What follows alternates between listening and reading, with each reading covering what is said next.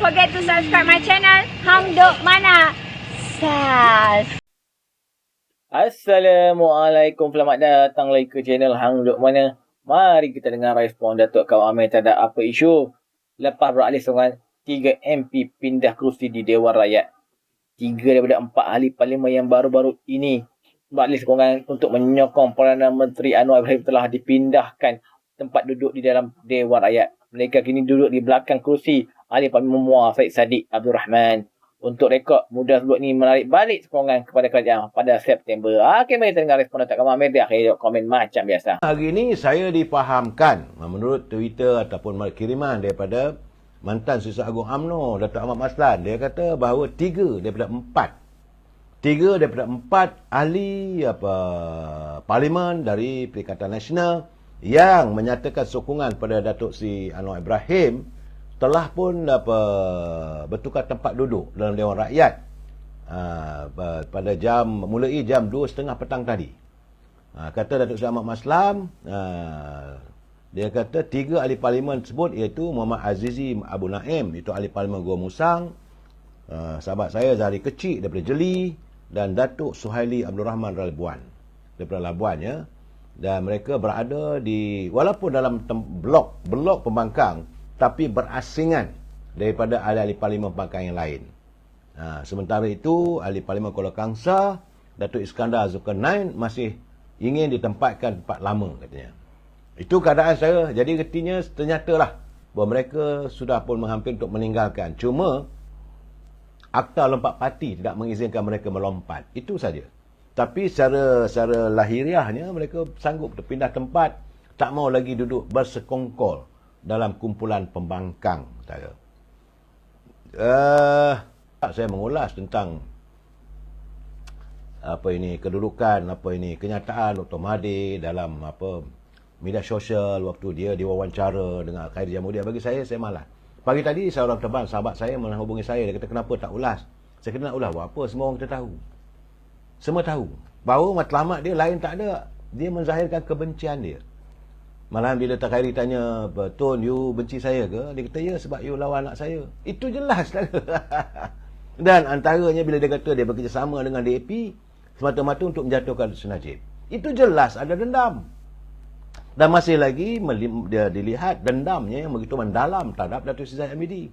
Bila dia mengulang, kadang-kadang bila dia mengulangi kenyataan begitu, membuatkan saya tak payah nak jawab. Sebab dia kata waktu sebelum jadi Ketua Pemuda pun Zahid Hamidi ada wang sebanyak 250 juta. Jadi tak payahlah kita jawab. Bukanlah waktu dia ada jawatan baru nak merampok. Sebagaimana dia kata penyamun, penyakau. Artinya dia memperakui dalam live semalam. Saya dengar, saya dah bercakap berkali-kali dulu. Dalam kempen pun dia mengatakan, bahawa Zahid ni memang dia punya wang sebelum dia memegang jawatan dalam kerajaan ataupun jawatan Ketua Pemuda Malaysia. Tapi kerana dendam. Itu masalah. Malas saya nak cakap. Bagaimana?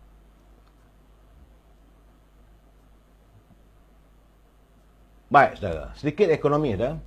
Yang Amat Berhormat Datuk Seri Anwar Ibrahim sudah pun tiba semalam, saudara, di San Francisco.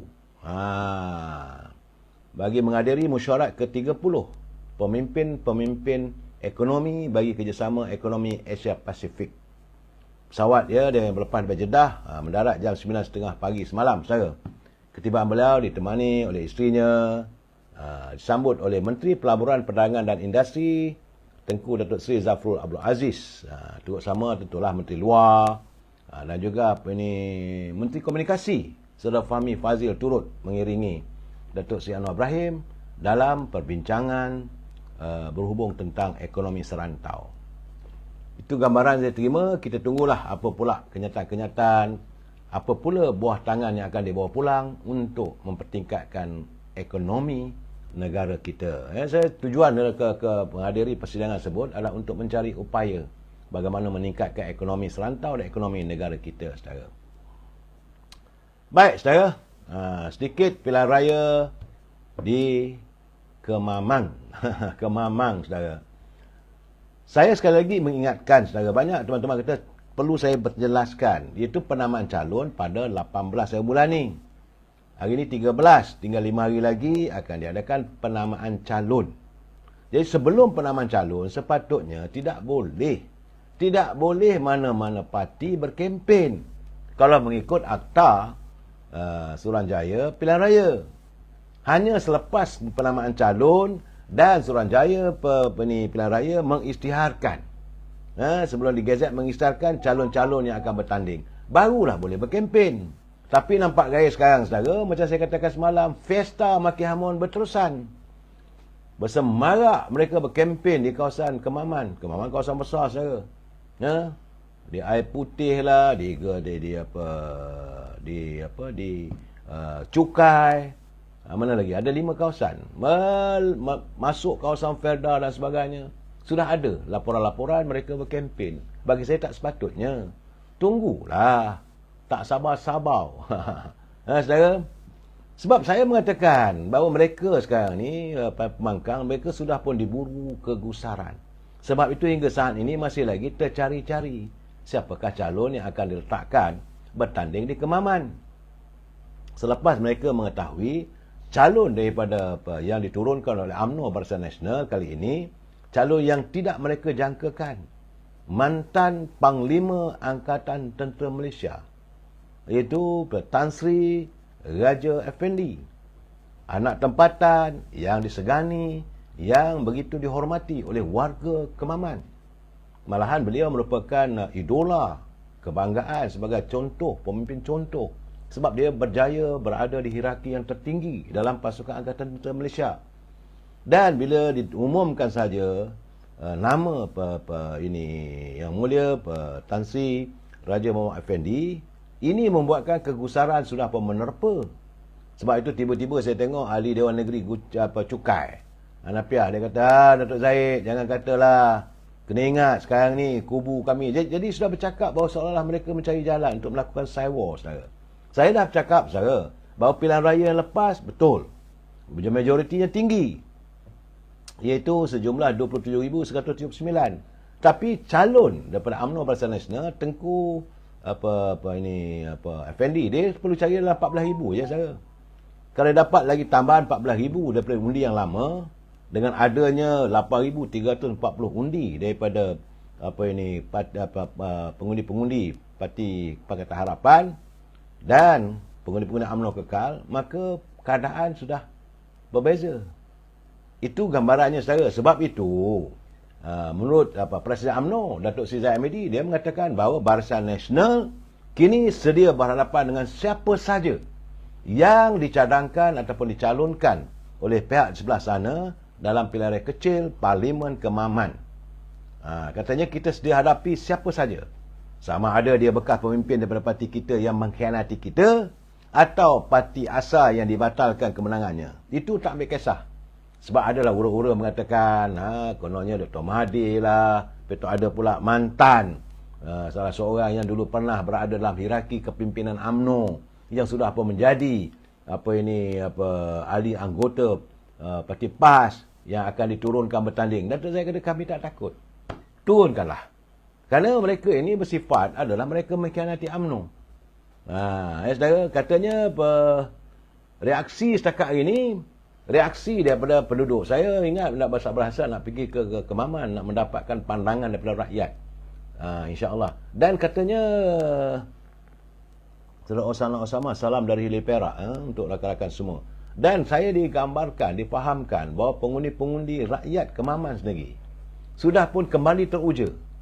Kalau tidak, dulu mereka agak patah semangat bila tengok dengan majoriti 27,000 tu, boleh menang ke tak menang ke. Tapi sekarang ni mereka mengenepikan soal majoriti tersebut, dan mereka begitu yakin bahawa calon yang diturunkan oleh UMNO Barisan Nasional kali ini adalah calon yang mantap. Jadi sebab itu apabila pimpinan sebelah sana masih belum mengumumkan, mula-mula katanya nak umum hari ini, tak ada pula lagi saya. Jadi saya merasakan bahawa mantan Panglima Angkatan Tentera Malaysia, iaitu Jeneral Bersara Tan Sri Raja Muhammad Effendi Raja Muhammad Noor, merupakan calon yang tidak dijangka-jangka tapi menggetarkan. Macam mana orang nak berperang lah. Saya dengar juga kenyataan daripada ahli Parlimen Ketereh. Saudara, dia kata saya sanggup berdepan dengan Panglima ATM di Parlimen nanti. Getinya bila dia buat kenyataan begitu, dia sendiri yakin bahawa Tan Sri Raja Muhammad Effendi ni akan menang. Saya lihat dalam kenyataan dalam media sosial. Bila dia kata saya, dia 2-star general. Dia pun general juga saudara. Tapi Datuk Sri Tan Sri Raja Effendi ni dia 4-star general saudara. Tapi dia kata saya bersedia untuk berdepan dengan mantan Panglima Angkatan Tentera yang akan berdepan dengan saya dalam parlimen. Retinya secara psikologi saudara, dia memperakui bahawa Raja Effendi mempunyai kelebihan untuk menang. Itu keadaannya sekarang saya. Saya bila dengar begitu saya ketawa. Okey tuan-tuan, saya baca detail sikit lagi. 3 ahli parlimen bersatu yang dipindahkan ke belakang YB Muar, kata ahli parlimen Bangi Syak Syarigan Johan dalam catatan di X. Dia turut melampirkan gambar plak nama ahli parlimen pergaan iaitu Labuan Jeli dan Gua Musang. Bersatu sebelum ini menggantung ahli parlimen Labuan Syuhaili Abdul Rahman dan ahli parlimen Kuala Kangsar Zulkarnain Abdul Khalid. Ahli parlimen Gua Musang Muhammad Azizi Abdul Naim dan ahli parlimen Jeli Zahari Kecil pula kini dirujuk kepada Jawatan Lembaga Disiplin Bersatu. Jadi akan ke atas keempat-empat mereka hadir selepas menyelesaikan sokongan kepada Anwar sebagai Perdana Menteri. Ya, okay, tuan-tuan. Mari terus menyokong kerjaan perbuatan PMK Anwar Ibrahim. Assalamualaikum.